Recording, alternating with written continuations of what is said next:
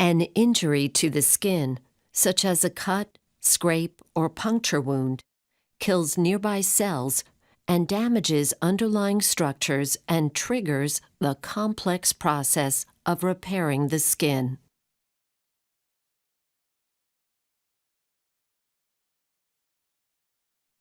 Wound healing is a three-step process. The inflammatory phase begins immediately upon injury. Blood vessels constrict to reduce blood loss. Then, platelets arrive to plug the leak. The platelet plug initiates the clotting mechanism by facilitating the reactions of plasma proteins called clotting factors, which interact to form a fibrin clot.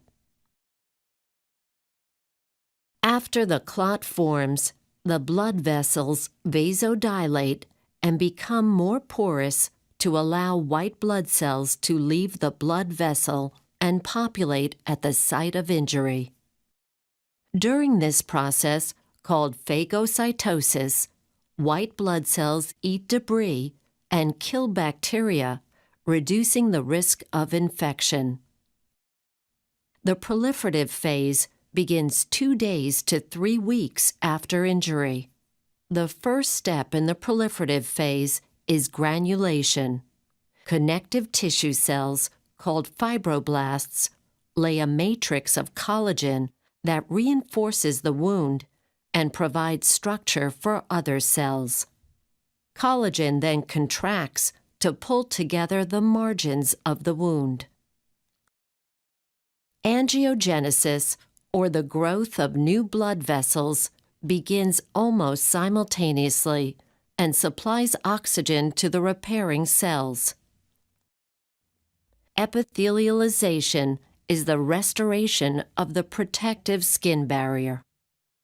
Epithelial cells migrate from the margins of the wound, protected by the scab, until they meet. Eventually, the scab falls off.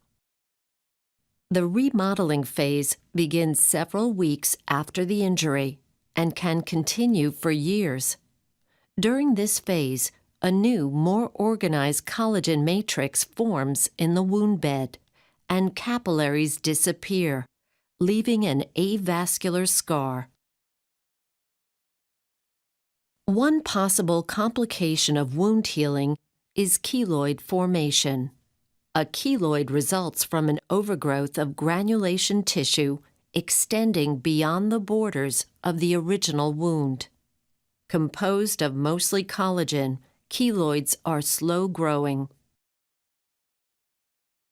They do not regress spontaneously and tend to reoccur after excision. A common initial treatment for keloids includes multiple injections of corticosteroids to help reduce the size of the scar.